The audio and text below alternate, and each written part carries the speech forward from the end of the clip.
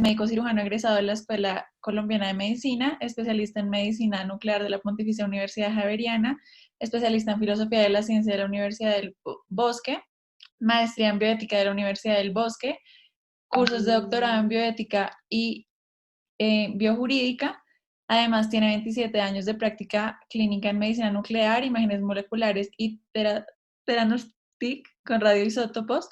Es profesor de medicina nuclear, bioética, innovación, creatividad y administración en salud. Y además ha tenido pues bastante experiencia como jefe de servicios de medicina nuclear y pues de imágenes diagnósticas.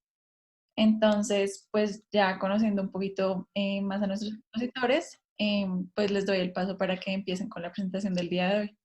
Listo, muchas gracias por la presentación. Entonces sí, nosotros somos Felipe Castillo e Isabela Casallas y el día de hoy les vamos a estar hablando un poco de los principios de la medicina nuclear. Sin embargo, es un abrebocas, pues sabemos que es pues un tema bastante amplio, es toda una especialidad, pero pues aquí va como un pequeño abrebocas al respecto. Entonces, pues primero, muchas gracias al doctor Arévalo. El doctor nos ayudó a estructurar la presentación, nos brindó bibliografía bastante importante. Entonces, muchas gracias pues a la Universidad del Rosario y a todos los aquí presentes, muchas gracias por su asistencia.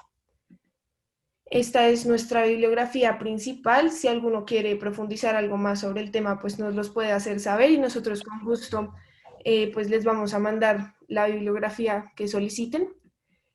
Como tabla de contenidos, pues vamos a comenzar hablando un poco del concepto de la medicina nuclear, su funcionamiento, sus bases físicas, algo de radiofármacos, imagenología, un caso clínico integrador y por último, pues las proyecciones de esta especialidad. Entonces, pues ya entrando un poco en materia, que es la medicina nuclear, esta va a ser una especialidad médica que va a utilizar sustancias radioactivas para el diagnóstico, el tratamiento y la investigación de patologías. Esta va a usar pues radiotrazadores o radiofármacos y va a ser considerada un procedimiento no invasivo, cuantitativo y repetitivo de imágenes de macromoléculas y procesos biológicos con la capacidad de evaluar actividades bioquímicas y farmacológicas.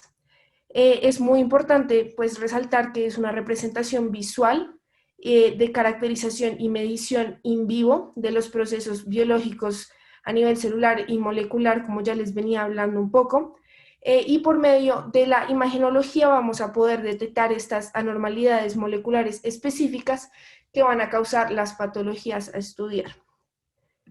Entonces, un poco de su funcionamiento, las sustancias radioactivas que se van a administrar, que son estos radiofármacos como el que podemos ver acá en la imagen, se van a integrar al metabolismo de los sistemas. ¿Cómo lo van a hacer? Básicamente el radiofármaco va a ser la unión de una molécula biológica, por ejemplo una proteína, con un isótopo que va a ser nuestra sustancia radioactiva. ¿Para qué? Para que se pueda ver así como se ve en la imagen, que brilla y todas estas características que ya vamos a ver un poco más adelante. Entonces, esto se va a basar en procesos fisiológicos y bioquímicos y estos radiofármacos lo que van a hacer es que van a ser utilizados como compuestos de contraste que vamos a inyectarle al paciente normalmente por vía parenteral. Ya vamos a ver que esto no necesariamente siempre es así. Y van a permitirnos la observación del interior del organismo de un modo no invasivo, como ya lo había dicho, para poder obtener pues esta imagen molecular de la que estamos hablando para poder encontrar nuestra patología. Aquí los rayos que más vamos a usar para detectar mediante cámaras y distintos dispositivos que ya vamos a ver con mi otro compañero, van a ser rayos gamma. Estos procesos de producción de estos rayos también ya los vamos a abordar posteriormente. Entonces ya arrancando un poco con las bases físicas, que pues parece algo bastante básico, valga la redundancia. Sin embargo, es importante para entender el funcionamiento de toda la especialidad. Entonces, el átomo, como lo pueden ver acá en la imagen, el átomo es la unidad básica de la materia, va a constar de un núcleo, como lo vemos acá en la imagen, rodeado de los electrones. El núcleo va a estar compuesto por protones, carga positiva, neutrones, valga la redundancia, neutros, son más grandes que los electrones, que van a tener carga negativa, y básicamente vamos a tener ciertos como características de cada átomo. Entonces, por ejemplo, el número atómico, que va a ser el número de protones en el núcleo, el número de masa, que va a ser el número total de protones y neutrones, y pues estos átomos se van a dividir como en familias, por decirlo así. Entonces, una de las familias podría ser el nucleido. Entonces, esta familia va a tener ciertas características en su cantidad de protones, de neutrones, en su estado energético, etc. Y estas especies nucleares se pueden dividir también en otras subcategorías, como las que podemos ver aquí en la tabla. Entonces, vamos a tener isótopos, isobaros, isotones, isómeros, etcétera. Entonces, básicamente aquí, ¿qué nos interesa? Que los isótopos son los átomos que tienen el mismo número de protones, pero diferente número de neutrones. Los isobaros van a ser átomos que tienen el mismo número de masa. Los isotones van a ser átomos que tienen el mismo número de neutrones, pero un número diferente de protones. Y los isómeros van a ser mismos, como átomos del mismo elemento, pero que van a estar en diferentes estados de excitación. Entonces, ya hablando un poco más de la radiación va a ser esta energía que va a viajar a través de un medio o de un espacio, y pues normalmente conocemos que se clasifica en ionizante y no ionizante. Sin embargo, para motivos de esta charla, la vamos a clasificar en partículas, como podemos ver aquí, corpusculares, o en una radiación electromagnética, que es en la que nos vamos a centrar un poco más. Entonces, esta radiación electromagnética va a ser la que transporta la energía en forma de campos eléctricos y magnéticos oscilantes. Esta no va a tener masa y tiene una velocidad constante según el medio determinado. Esta es la que se va a usar comúnmente en las imágenes, por eso es en la que nos estamos enfocando un poco más. Y así como dar un brochazo por encima, porque ya mi compañero nos va a hablar mucho más a fondo de esto, vamos a tener aquí dos componentes importantes, rayos gamma y rayos X. Rayos gamma que van a ser emitidos desde los núcleos de los átomos, y rayos X que van a ser producidos por las capas de los electrones. Sin embargo, como les digo, esto se va a entender posteriormente cuando ya empecemos a abordar un poco más las imágenes. Entonces, vamos a tener aquí los radionucleidos. Estos son átomos con un núcleo inestable, van a ser caracterizados porque tienen un exceso de energía. Entonces, este va a sufrir una desintegración radioactiva para convertirse en un átomo mucho más estable, que es lo que al cuerpo le interesa. Entonces, esta desintegración va a tener como dos partes. Una parte que va a ser el átomo inestable, que lo vamos a llevar aquí padre, como lo pueden ver aquí en la imagen, y ya el producto un poco más estable, que va a ser el hija, pues la hija. Entonces, este proceso se va a dar mediante la emisión espontánea de partículas o fotones, ya lo vamos a ver un poco más, y también vamos a poder tener otro fenómeno, que sería el fenómeno de la transmutación. Este va a ser el cambio de un elemento al otro, ya que estamos modificando su núcleo, como lo pueden ver acá en la imagen. Y ya que estamos modificando el núcleo, lo que vamos a tener es el paso de un elemento a otro. Entonces, aquí vamos a tener como tres procesos grandes, como lo pueden ver en la imagen, alfa, beta y gamma. Entonces, comenzando por el alfa, como lo pueden ver acá, va a comenzar con este núcleo padre, y lo que va a hacer este núcleo es que se va a dividir en dos, la hija y helio. Helio va a ser un par de protones con un par de neutrones, y el producto final va a ser el estable, como ya les había dicho, el hijo. En la desintegración beta, como lo que podemos ver acá, es que el núcleo lo que va a tener es que va a cambiar repentinamente a un protón. Entonces, cuando este neutrón se cambia a un protón, vamos a tener un desbalance hacia el lado positivo.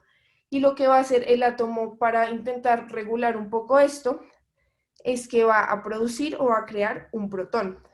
Entonces, estos electrones libres que se van a ver liberados van a ser lo que vamos a conocer como la radiación. Aquí lo podemos ver, es la bolita que es como morada. Y esta radiación pues va a ser lo que vamos finalmente a asociar como la desintegración beta.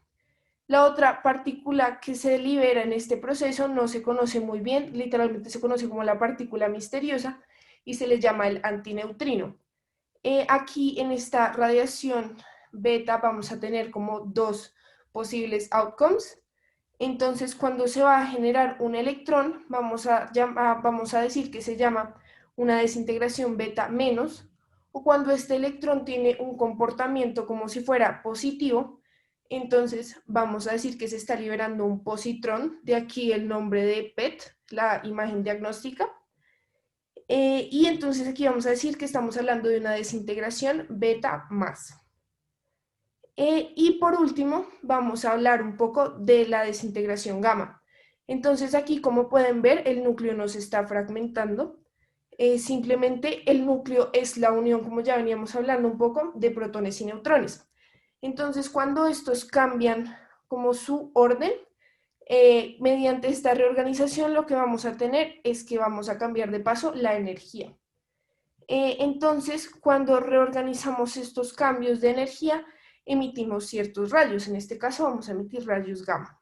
Estos rayos son supremamente peligrosos, pues ya que como son tan fuertes pueden atravesar fácilmente los elementos de protección y pueden llegar a generar daños en el ADN. Por eso es que toca saberlos manejar muy bien y pues mantener siempre todas las precauciones posibles para no llegar a ocasionar algún daño irreversible en el ADN de la persona o pues de las personas que están en contacto con este.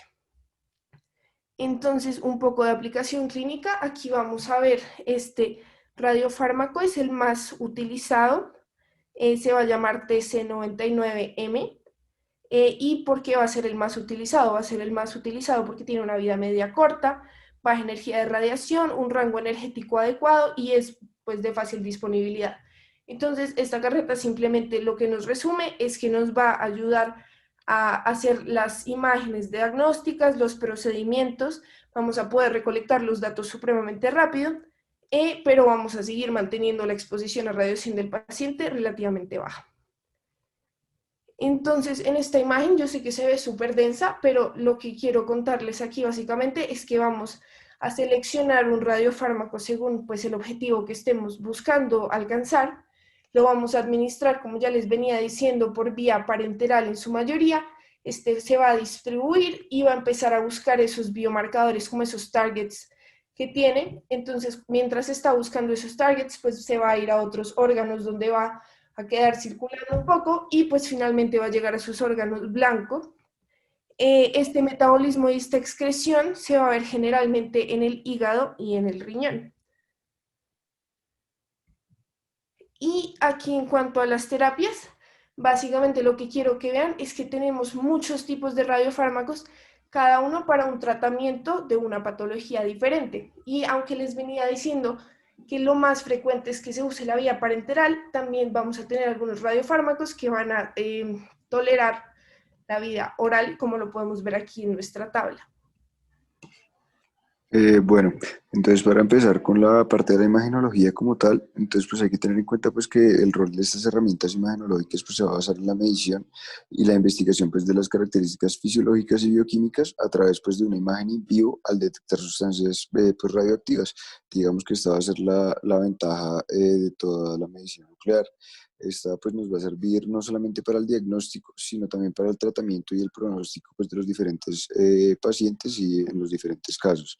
Entonces lo que hay que tener en cuenta sí, a un nivel pues muy básico es que vamos a tener pues un radiotrazador que va a localizar en el cuerpo pues un proceso bioquímico determinado que pues posteriormente mediante una gamma cámara o un PET escáner pues se va a obtener como tal la imagen que nos va a determinar pues básicamente en dónde se está acumulando este radiotrazador y de esta manera podemos pues determinar diferentes procesos de enfermedad. ¿Dale?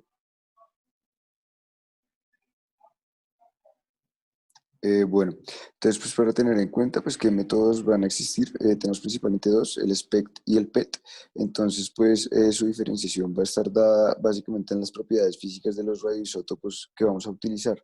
Entonces en el SPECT tenemos pues radioisótopos que van a emitir un único fotón de rayos gamma con cada desintegración radioactiva, que era pues lo que estaba explicando Isabela previamente. Igual pues ya vamos a ahondar un poco más en esta parte. Y el PET, pues ya van a ser radioisótopos que van a emitir dos fotones de rayos gamma de manera simultánea con cada desintegración. Esa va a ser básicamente la diferenciación. ¿Dale? Listo. Entonces, pues para entrar en las bases como tal, pues vamos a tener la gama cámara. Este va a ser un dispositivo pues de imagen de único fotón. También puede ser conocido o encontrado pues como centellógrafo. Se va a componer básicamente de un colimador, un detector y un dispositivo pues ya como tal de lectura. Entonces, pues en la imagen de la izquierda podemos evidenciar pues las diferentes partes que ya las mencioné. El colimador, pues este va a ser importante ya que va a seleccionar solamente los rayos gamma que van a viajar paralelamente a este. Esto pues evidentemente va a funcionar a manera de filtro, evitando pues que la señal sea distorsionada y pues de esa manera mejora la calidad de la imagen en cierto modo. Tenemos posteriormente pues el detector. Este va a constar básicamente de un cristal que cuando interactúa pues con la radiación emite luz visible y esta pues es detectada como tal por un sensor de luz que va a ser llamado pues el fotomultiplicador. Estos son los diferentes pues tubos de color dorado pues que se evidencian en la imagen. Eso básicamente lo que va a hacer es transformar la señal a energía eléctrica y pues esta se va a amplificar a través de pues múltiples dínodos que están dispuestos en la máquina. Eso es lo que evidenciamos básicamente en la imagen blanca de la mitad que se ve pues abajo. Ahí evidenciamos básicamente una multiplicación pues de la energía cada vez que interactúa con un dínodo. Y de esa manera pues ya va a llegar como tal al dispositivo de lectura generando pues la imagen. ¿Vale? Bueno, entonces pues lo importante a tener en cuenta es que estos métodos pues imagenológicos van a tener múltiples ventajas. Pues aquí para ejemplificar lo que estoy mencionando, pues tenemos que en la radiografía, por ejemplo, debe ocurrir entre un 30 y un 70% de la desmineralización ósea para que una patología pues pueda ser observada radiológicamente. Si usamos métodos pues, de medicina nuclear, podemos evidenciar que el radiotrazador en el centellógrafo pues digamos tiene una mejor captación, es proporcional pues al metabolismo óseo y el flujo sanguíneo, pues también a nivel del hueso como tal, y pues esta concentración en los cristales de dioxapatita se va a determinar como tal imagenológicamente. Las lesiones pues pueden observarse incluso alrededor de 6 meses antes de que tengan una expresión radiológica. De esta manera pues vamos a ver que cobra gran importancia y pues evidentemente en la evolución clínica pues, del paciente obteniendo una intervención digamos más precoz que pueda beneficiar pues a los pacientes evidentemente. Aquí pues tenemos un ejemplo en la imagen, es una centellografía ósea pues con múltiples metástasis, podemos ver cómo pues el radiotrazador queda localizado a nivel óseo. Y pues va a ser bastante importante pues evidentemente para la valoración y estadificación pues del paciente como tal. Adicionalmente, pues tenemos la imagen a las 3 horas de administrar el tecnesio y pues ahí se evidencia como el radiotrazador pues se encuentra ya a nivel de la vejiga, como lo mencionaba Isa, pues se elimina pues a nivel renal principalmente. Y pues digamos que eso es lo que se evidencia pues ahí en la imagen. ¿Vale?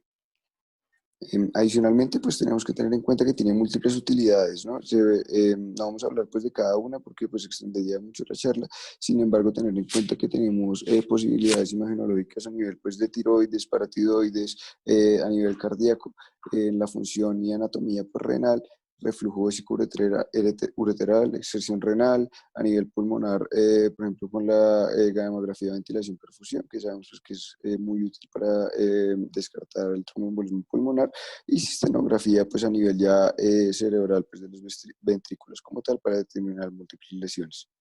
¿Vale?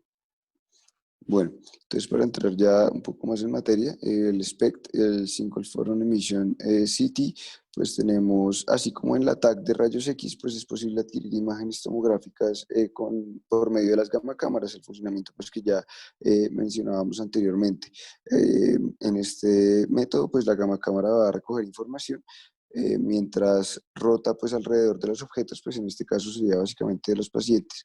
Eh, lo más común es que se use pues una de dos cabezas, como se pues, evidencia en la imagen, y esta pues va a tener unas utilidades, digamos, un poco más puntuales o para lo que más se usa, por decirlo de alguna manera, va a ser pues la perfusión miocárdica, la perfusión cerebral, evidentemente pues teniendo en cuenta toda la utilidad que mencionamos pues anteriormente.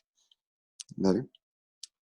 Bueno, el PET, entonces pues básicamente esto lo que resume son pues ya los conceptos que íbamos tomando pues anteriormente. Aquí los radioisótopos usados pues tienen una menor cantidad de neutrones que los isótopos estables, y esto hace que pasen a través de una desintegración de positrones, que es más o menos lo que estaba contando Isa anteriormente. En este caso pues tenemos básicamente un protón que va a pasar a ser un neutrón. El paso pues de protón a neutrón básicamente lo que nos va a generar es un positrón y un neutrino. El positrón pues básicamente va a tener la misma carga energética que un electrón, sin embargo pues evidentemente positiva. Esto va a hacer que cuando pues estos dos interactúen van a perder su masa y van a liberar energía en forma de rayos gamma, y esto lo hacen básicamente generando pues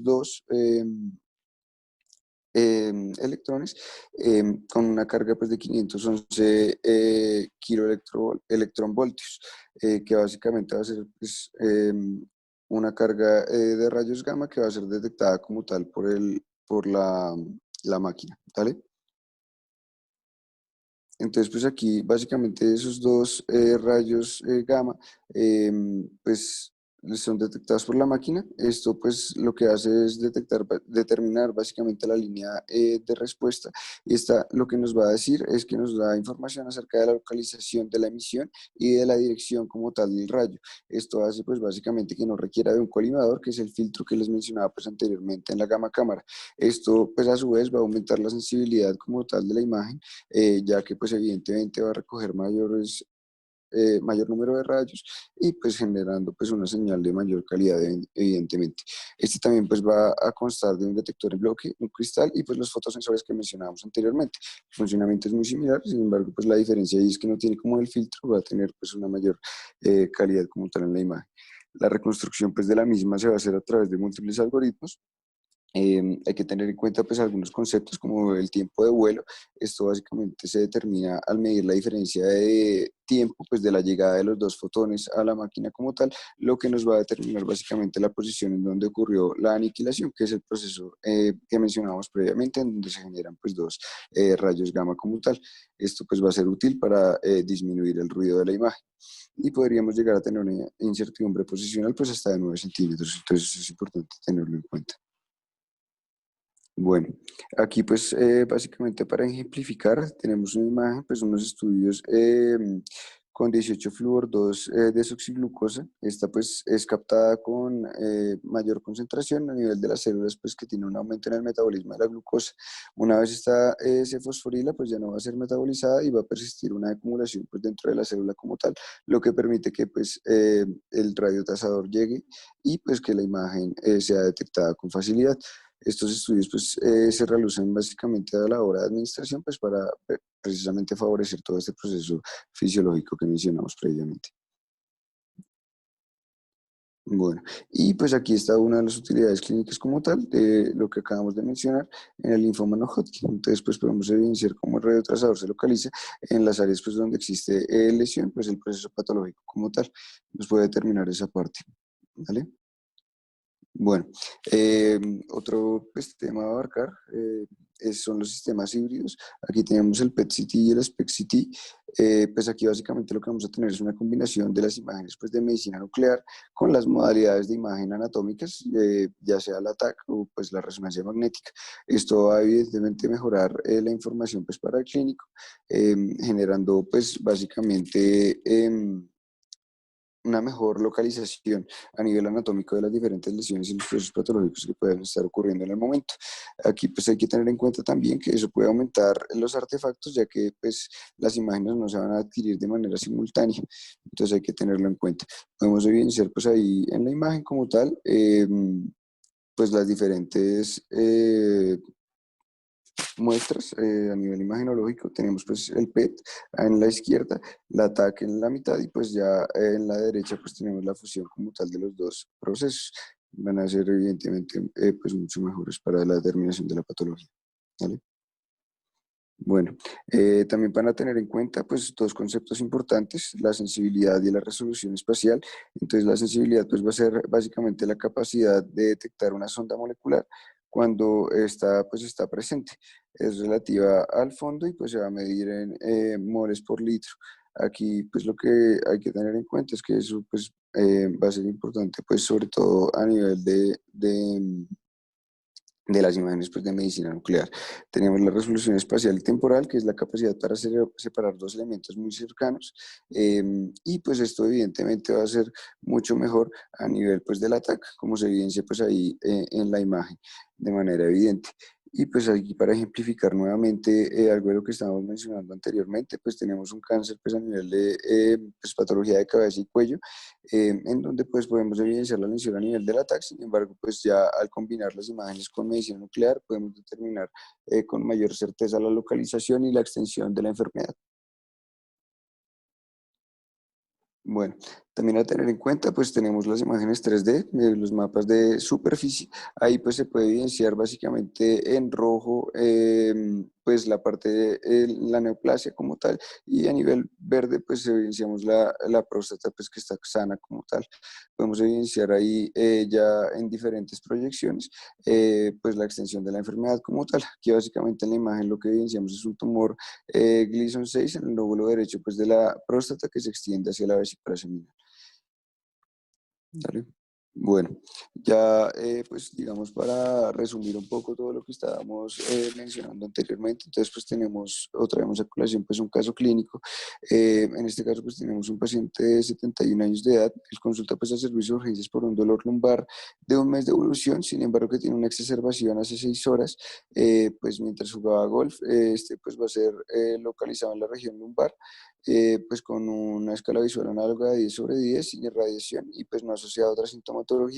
Importante tener en cuenta los antecedentes del paciente, pues la obesidad, diabético tipo 2, dislipidemia y pues tabaquismo activo en el momento. ¿Sale? Entonces, bueno, pues teniendo en cuenta lo anterior, bueno, creo que ahí se saltaste una diapositiva, me parece. Eso, listo. Entonces, pues al examen físico, pues tenemos como tal la limitación para la movilidad, importante dolor al palpar, pues la columna torácica y lumbar.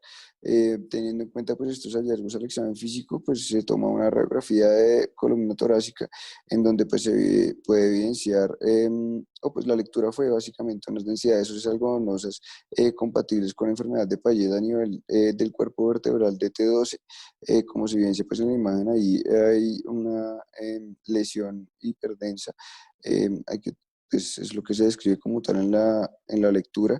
Sin embargo, pues ya al interrogar al paciente más a fondo, se evidencia pues que él despierta por la noche por el dolor, no calma con el reposo, necesita pues un aumento de la analgesia frecuente. Esto pues nos lleva básicamente a tener que confirmar el diagnóstico radiológico y a tener en cuenta pues algunos diagnósticos diferenciales, teniendo en cuenta que hay múltiples patologías que se pueden manifestar de esta manera, como se evidencia pues en la parte inferior de la diapositiva, donde pues podemos tener la enfermedad de Payet, el mieloma, linfoma, osteosclerosis y pues metástasis óseas osteoblásticas. Se le toman pues unos paraclínicos de extensión donde se evidencia pues un cuadro hemático con una anemia normocítica normocrómica, una elevación de la BCG, el calcio pues dentro de límites de normalidad, una electrofólisis de proteínas dentro de límites de normalidad, una fosfatasa pues alcalina también elevada, lo que pues nos habla también del compromiso pues óseo como tal, una TSH pues dentro de límites de normalidad y pues también llama la atención un antígeno prostático pues bastante elevado. Es lo que pues digamos hay que tener en cuenta ahí en el caso, ¿vale? Teniendo pues en cuenta los hallazgos previos y pues el tipo de dolor que presenta el paciente, se considera pues que este es producido pues por unas metástasis osteoblásticas y un carcinoma de próstata y pues se solicita una gammagrafía ósea. Esta pues básicamente se hace con fosfonatos, esto pues va a tener una gran afinidad por los cristales de hidroxiapatita, básicamente en la fase mineral ósea, especialmente pues en los lugares que tienen formación nueva. La actividad pues, osteoblástica, digamos, es la que va a ser captada por el radiotrazador, como se evidencia pues en la imagen de la izquierda. Tenemos básicamente pues una afección importante a nivel de la columna cervical y torácica. Esto pues digamos que va a tener una gran sensibilidad, sin embargo hay que tener en cuenta que la especificidad no es muy buena, ya que múltiples procesos pues, pueden cursar con actividad pues osteoblástica, hay que tenerlo en cuenta. Y pues con estos resultados el paciente se remite pues a los hospital de referencia, en donde se confirma pues el diagnóstico de un CA de próstata con una biopsia transrectal, y pues ya empieza su manejo pues con tratamiento hormonal. Adicionalmente a eso, pues tener en cuenta también que existen posibilidades terapéuticas pues a nivel de la medicina nuclear, con diferentes pues radiofármacos que van a intervenir como tal a nivel óseo pues de manera específica, y pues van a mejorar básicamente la parte del dolor y todo esto, digamos que sería el enfoque que se le debe brindar pues, a un paciente ya con múltiples metástasis, un manejo pues ahí ya paliativo, ¿vale? Bueno, y por último, pues tener en cuenta básicamente hacia dónde vamos con todo lo de pues, la medicina nuclear. Es importante tener en cuenta pues un concepto nuevo pues que está surgiendo, que básicamente pues es el Theranostic.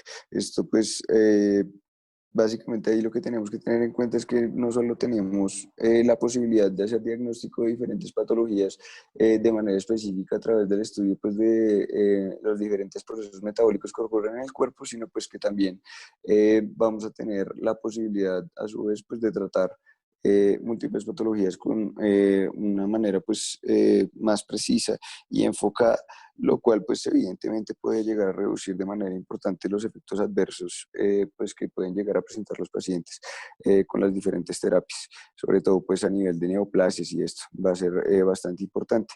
Esto combina pues los recientes avances en las modalidades no invasivas de las imágenes junto con la biología celular y molecular para mejorar pues la comprensión del proceso de enfermedad y asimismo pues llegar a un tratamiento pues más óptimo para los pacientes. Listo. Y eso sería todo por el momento. Eso es lo que queríamos abarcar pues de manera muy resumida. Muchas gracias. Les damos las gracias a nuestros expositores por tan excelente exposición y le damos la palabra al doctor Sinaí para pues la retroalimentación y si quiere agregar algo más. Ok, buenas tardes para todos. Siempre es un placer estarlos acompañando y todo el Doctor, interés que está demuestran. silenciado. Ah, No, yo lo estoy escuchando. Sí, ahí se le escucha perfecto. sí, lo tengo abierto. ¿Ahora sí? ¿Mejor? Sí, Ok. señor, perfecto. De nuevo darle las gracias a todos ustedes por estarnos acompañando. Para mí es un placer. Y pues nada, felicitar a Felipe y a Melissa por el buen trabajo que hicieron, sobre todo porque medicina nuclear es un poquito aburridor al principio por toda la parte de física que pudieron devorarse de manera adecuada. Entonces creo que lo hicieron bastante bien. ¿Qué me parece a mí importante agregar? Y creo que ahí es interesante mencionar dos conceptos. Y el caso clínico fue elegido perfecto. Es un paciente que, y eso que en esta oportunidad la radiografía mostraba alguna cosa. Lo que normalmente se espera es que los cambios metabólicos o los cambios funcionales sean extremadamente precoces y después de eso se evidencian los cambios anatómicos. Siempre la anatomía va después de la función. Ahí es donde la medicina nuclear tiene una punta de lanza muy importante en la aproximación diagnóstica de algunas enfermedades. Por eso funciona muy bien como screening para seguimiento, para diagnóstico y seguimiento de algunos tumores, para el diagnóstico y seguimiento de, por ejemplo, el dolor lumbar de muchos pacientes en los cuales en la radiología no se ve nada, o por el contrario, cuando hay muchas lesiones anatómicas que muestran lisis ósea, que están mostrando artrosis, que están mostrando lisis, espondilolisis, espondiloartrosis, uno dice, bueno, ¿y dónde será que le duele? Ahí la gamografía muestra exactamente los puntos de actividad, tal cual como lo vimos en este caso. Y eso, por supuesto, es una gran potencia. No lo mostraron, pero es importante tenerlo en cuenta, que de la misma manera, por su gran sensibilidad y potencia, es muy importante en la aproximación al paciente con enfermedad coronaria, ya que identifica perfectamente la repercusión isquémica que se da sobre algunos territorios, pudiendo guiar la terapia y pudiendo evaluar, por ejemplo, el dolor torácico en este tipo de pacientes. Con respecto al Theranostic, y vale la pena tenerlo presente, y es que si yo tengo una entidad que está expresando y me está mostrando desde el punto de vista funcional su actividad, podemos buscar el marcador, el antígeno, el receptor, cualquier vía metabólica que sea capaz de, o sea susceptible de expresarnos ese diagnóstico, y apuntarle con un isótopo de altísimo poder para poder llegar y destruir de forma específica esas células malignas y mejorar la calidad de vida y darle pronóstico a los pacientes. Hoy lo hacemos de forma rutinaria con carcinoma de tiroides, lo hacemos con los diferentes tumores neuroendocrinos, que por supuesto no tienen ninguna otra manera de tratarlos y eso le ha cambiado el pronóstico de vida de estos pacientes, y ya empezamos a hacerlo con el cáncer de próstata, utilizando PSMA, o sea, el antígeno prostático específico, que se marca con tecnecio o se marca con galio 68, cualquiera de los isótopos, ahí obtenemos la imagen. Si el tumor es susceptible de ser visto, va a ser susceptible de ser destruido. Y esto, por supuesto, va a cambiar. Menos efectos secundarios, va a abaratar los costos y la calidad de vida y el tiempo de vida de los pacientes va a mejorar. Entonces, la potencia y la posibilidad de la medicina nuclear es grande y eso que estamos viendo en este trabajo. Y lo que nos mostraron hoy Isabela y, y, y nuestro compañero fue muy bien presentado. Difícilmente logra uno que muestren toda la parte física, que es además aburrida. No en vano tenemos que durar entre 5 años, que es nuestro programa de medicina nuclear en la Universidad del Rosario, 3 años haciendo medicina interna y después 2 años dedicados a medicina nuclear, después puedo hacer su especialidad en cardiología nuclear, en oncología nuclear o neurología nuclear y por supuesto hay programas hoy en el país de 4 años directos sin necesidad de ser internista. Eso es básicamente como un panorama general. Felicitarlos a todos, agradecerles a todos por su comprensión, felicitar a nuestros expositores y pues nada, estoy abierto y me imagino que todos estamos abiertos a las preguntas. Hola, doctor. Buenas tardes, con Daniela Carrascal. Hola Doc, Daniela. pregunta, en la institución, ¿cómo están manejando la parte de tumores neuroendocrinos? ¿Están haciendo terapias con lutecio 177 finalmente? Sí, sí. Hay que tener algunas licencias y algunos permisos, pero se están haciendo las terapias. Hoy se están haciendo terapias con lutecio en Bogotá, en el Instituto de Cancerología, en la Fundación Santa Fe, en la Fundación Cardioinfantil, y ya estamos empezando o tenemos los licenciamientos y todo previsto para hacerlos en la clínica oncológica con subsidio 127. Ah, súper, listo, doctor. Muchas gracias. Bueno, muchas gracias al doctor Sinaí por su retroalimentación y comentarios. También queremos darle paso al doctor William Prada, que es radiólogo y que asistió a la charla para saber pues, si tiene algún comentario con respecto a la conferencia. Hola, buenas tardes. Un saludo especial al profe Sinaí. Hola William, ¿cómo estás? Bien, profe. No, me pareció excelente la charla y con el asesoramiento del profe, pues creo que queda más que perfecta. Pues aparte de las felicitaciones, quería asistir para la charla, de pronto para tener la oportunidad de hacerle una pregunta al profe un poco más administrativa, porque la semana pasada me corcharon con una pregunta en el ministerio de las tecnologías de medicina nuclear aparecen como imágenes híbridas con el TAC y con resonancia. Yo pensaba que eso aparecía directamente como PET-CT o como aparece, digamos, que en la literatura. Entonces, quería preguntar al profe cómo es la parte administrativa de estos estudios y también el futuro del PET con resonancia magnética, porque pues, ahorita personalmente estoy evaluando para el IETS para fibrosis retroperitoneal. Entonces aparece, digamos que la imagen híbrida con resonancia magnética, pues el rendimiento diagnóstico, hablando de la parte epidemiológica, pues es mayor con resonancia. Entonces, pues dije, de paso aprendo, saludo al profe y le pregunto esto. Uno, estaba prohibido hacer preguntas difíciles, pero bueno, lo voy a intentar.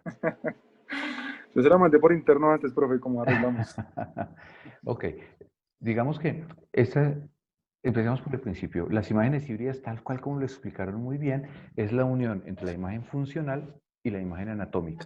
Entonces, con la imagen funcional uno detecta y tiene toda la sensibilidad para encontrar este tipo de lesiones. Y la imagen anatómica permite hacer el reparo para ubicar el sitio.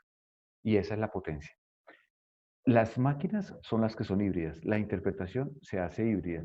La adquisición va cada una por su lado.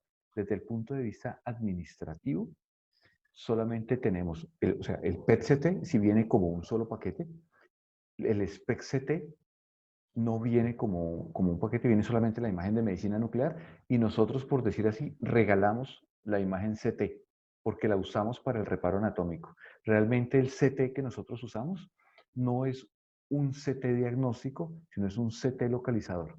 Y aquí es una cosa muy interesante. Somos muy respetuosos con nuestros amigos radiólogos para que nosotros usamos lo que necesitamos del CT, que es la localización y que nos diga dónde está el sitio.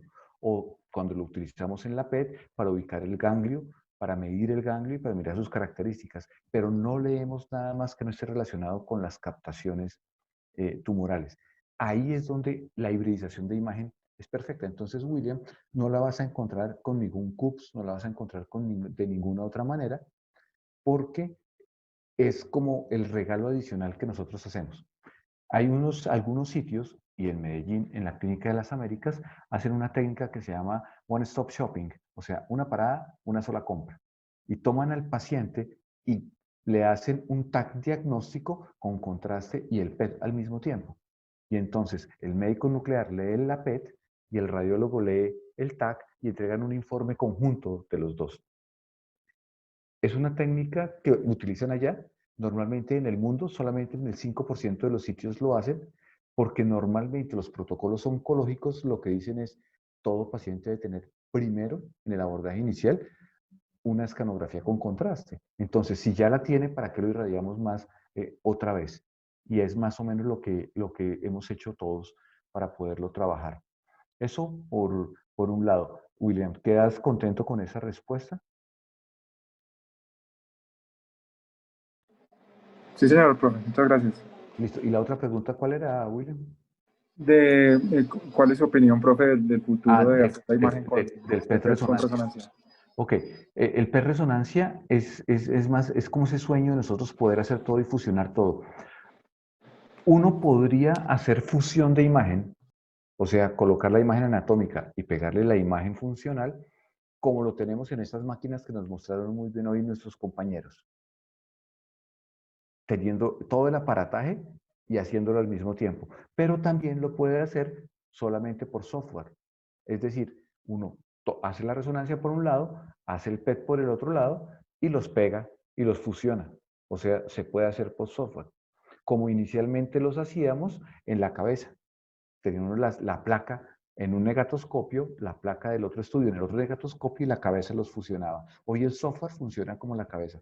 Entonces, William, la resonancia con fusión de PET, tenemos la posibilidad de hacerla hoy y todos sin necesidad de tener un PET resonancia. Los PET resonancias ya existieron hace más o menos unos 5 años y no duraron en el mercado sino como 2 años, debido a que su mayor utilidad, que era para abdomen, tenía la interferencia de los movimientos de las diferentes vísceras y los tiempos de adquisición eran muy largos, los equipos eran extremadamente costosos, hasta que nos dimos cuenta que podíamos hacer la fusión para las indicaciones específicas a posteriori con las imágenes que se adquirían cada una por su lado. Esto no incrementa los costos, facilita los tiempos de adquisición y le da mucho más confort al paciente. Entonces tú le puedes decir a tu médico nuclear que te haga una fusión de imagen, porque nuestros softwares son capaces de tomar las imágenes de cualquier máquina que transmita DICOM, y entre DICOM y DICOM uno las puede hacer. Para todos, DICOM es el idioma con el que nosotros manejamos la información de imágenes diagnósticas. Imágenes, es el idioma universal que nos hemos puesto de acuerdo y que nos ha permitido hacer imágenes digitales.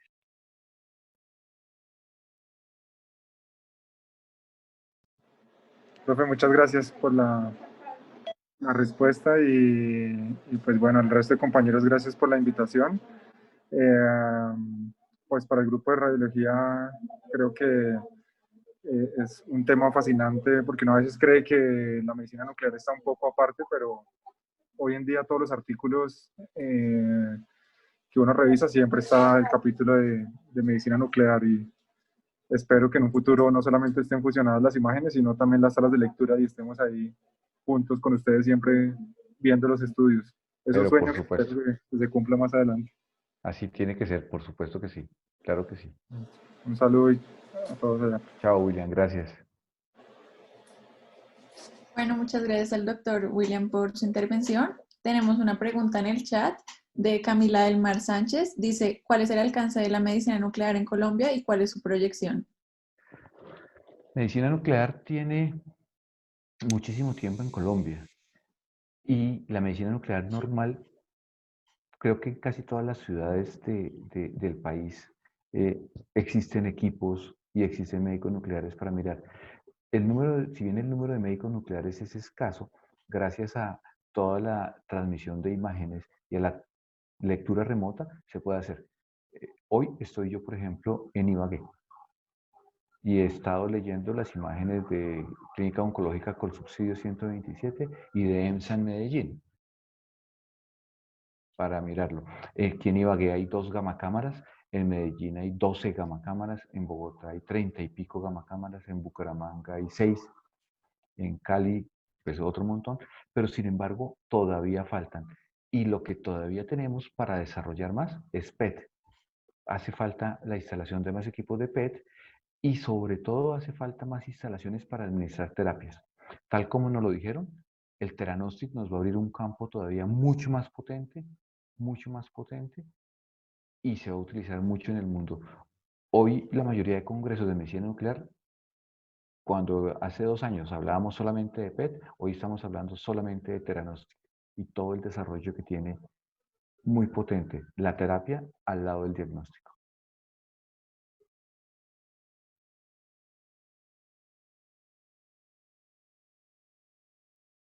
Tienes el micrófono cerrado, Laura. Gracias, doctor. Gracias por su respuesta. No sé si alguien más tiene alguna pregunta que quiera levantar la mano o hacerla en el chat.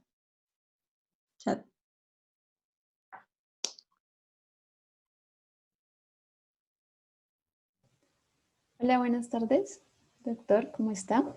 Hola, Laura. Le quería, pues primero agradecer a nuestros expositores y a usted, doctor, por acompañarnos. Y me gustaría saber, con todo este tema de la pandemia actualmente, con todos los cambios que hemos debido hacer, hace poco leía un artículo que hablaba de cómo en España, en algunas instituciones, cuando se solicitaba un estudio de gamografía de ventilación-perfusión, habían optado por omitir la parte de ventilación y solo hacer la perfusión debido pues como al riesgo mayor de contagio que se tenía por la ventilación y demás. Entonces me gustaría saber en Colombia qué limitaciones hemos tenido. Exacto. Ok, hemos tenido por la pandemia 2 tipos de limitaciones. Todo lo que nosotros usamos es importado. Pero entonces todo el tiempo de cuarentena mundial que tuvimos, no hubo tecnesio para trabajar. Entonces los servicios de medicina nuclear estuvieron cerrados, porque nosotros en Colombia no tenemos producción de tecnesio. Entonces esa es una limitante. Y en este momento se están apenas regularizando todos los procesos de distribución, de importación de fármacos. Entonces, esa es una. Y por supuesto que todo lo que produzca aerosoles en el mundo, no solamente en medicina nuclear, sino en toda la práctica clínica, hoy tiene una moratoria. Moratoria que se está estudiando a ver cómo se libera. Hoy en el mundo no solamente no hacemos ventilaciones de medicina nuclear, nosotros ¿con qué la hemos reemplazado? Aproximándonos un poco. De pronto nos ayuda de alguna manera y nos aproxima un poco más en el tromboembolismo pulmonar agudo. Sin embargo, en el tromboembolismo pulmonar crónico estamos navegando a ciegas con el TAC. Entonces hacemos un SPECT-CT pulmonar y claro, ahí tenemos algunas imágenes para eso. No hacemos, por ejemplo, hoy, no se están haciendo pruebas de esfuerzo, pruebas clínicas de ejercicio, no se están haciendo en el mundo, no se ha levantado la moratoria, porque el paciente en la banda, pues exhala y al aumentar su frecuencia respiratoria, pues va a emitir partículas de saliva y no sabemos quién está infectado, ¿cierto? Estamos pensando en aquellos asintomáticos. Y cuando se hizo esto con pacientes y colocándoles el tapabocas, pues los pacientes cambia la medición de los METs y cambia toda la evaluación que se tiene. Entonces, por seguridad del paciente, no se les pone a correr con el tapabocas. ¿Con qué lo estamos reemplazando? Con pruebas farmacológicas, con dipiridamol. Por lo menos para medicina nuclear sirve, o los ecocardiografistas lo están haciendo con dobutamina. Entonces, con eso hemos reemplazado, pero no se están haciendo pruebas de ejercicio. Espirometrías no se deberían estar haciendo. Tenemos entendido que hay algunos centros que lo están haciendo, sin embargo, la moratoria mundial dice no a las espirometrías. Miren lo curioso, ¿cierto? Y la terapia respiratoria se debe hacer con las medidas casi como si fuese una sala de cirugía, porque indudablemente el paciente va a estar todo el tiempo produciendo micropartículas que pueden ser agentes contaminantes. Entonces, han sido algunas de las pruebas diagnósticas en el mundo que se han golpeado por el tema de la pandemia. Todo el mundo está estudiando cuál es la capacidad que se tiene. Si para hacer un paciente, hacerle terapia respiratoria a un paciente hay que tener una prueba negativa para coronavirus, y en ese momento sí pasaría. Es algo que se está pensando tal cual como se estaba haciendo para algunas cirugías ambulatorias. Perfecto, muchas gracias, doctor. Bueno, ¿alguien más que quiera hacer alguna otra pregunta? Puede levantar la mano o mandarla por el chat. Y parece que no hay más preguntas, doctor. Entonces, pues eso sería todo por hoy. Mil gracias por sacar el tiempo y por acompañarnos, por siempre pues estar dispuesto a ayudar al grupo. Y muchas gracias a nuestros dos expositores, Isabela y Felipe, una excelente exposición. Entonces, Hicieron una gran exposición. Hicieron una gran exposición. Mejor que muchos de mis residentes, les quiero decir. Muy bien. Bueno, doctor. Entonces, muchas Excelente gracias presentación. y esperamos verlos en próximas reuniones. Gracias por su asistencia. Hasta luego. Hasta la próxima. Muchas gracias, doctor. Gracias.